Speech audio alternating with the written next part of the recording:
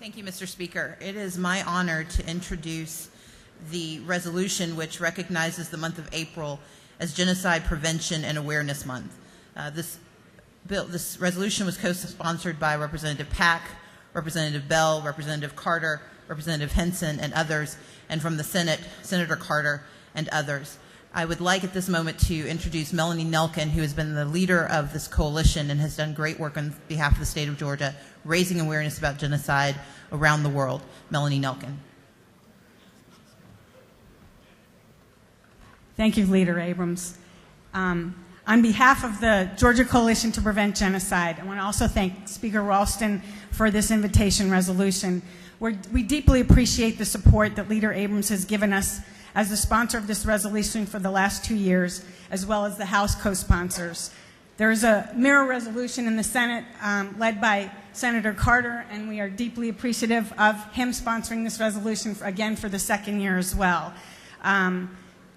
This resolution establishes state recognition of our desire to raise awareness about the causes and dynamics of genocide and other atrocity crimes, and to mainstream their prevention as a collective constituency of conscience in Georgia. A neighbor just doesn't wake up one morning and decide to kill his or her neighbor.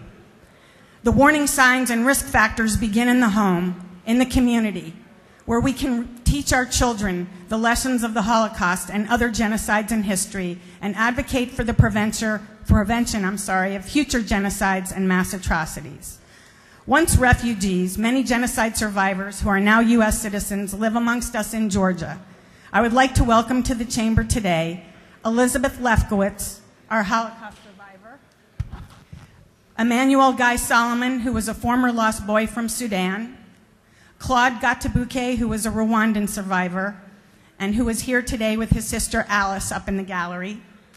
I'm also joined by Rabbi Lawrence Rosenthal from the Ahavat Achim Synagogue, and who works passionately on human rights issues for this community.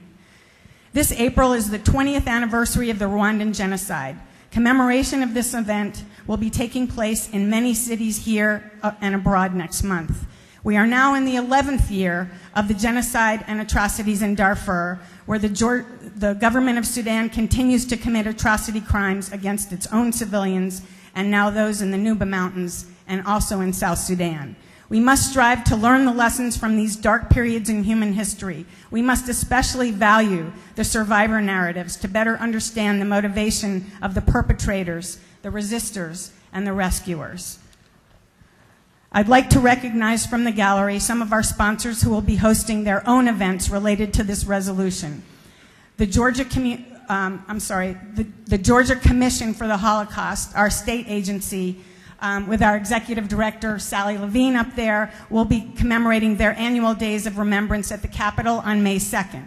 The 49th Annual Community-Wide Holocaust Commemoration will be held on April 22nd, and Hemshech, Holocaust Families and Friends, is represented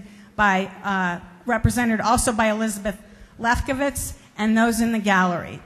Am Yisrael Chai will be holding their annual daffodil race in remembrance of the 1.5 million children who died in the Holocaust on March 30th. I'd also like to recognize our other supporters in the gallery: the American Jewish Committee and their Access Organization for Young Business and Professionals, the Black Jewish Coalition, the Jewish Community Relations Council of Atlanta, the National Council of Jewish Women, STAND, which is the National Student Anti-Genocide Movement, Temple Sinai, and the National Center for Civil and Human Rights. I'd also like to recognize our incredible class from Fayette County High School, who is back again for the second year with their teacher, Sonia Cunningham. Please stand and be recognized. Thank you.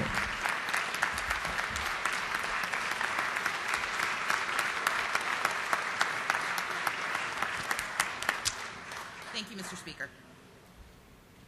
Thank you very much.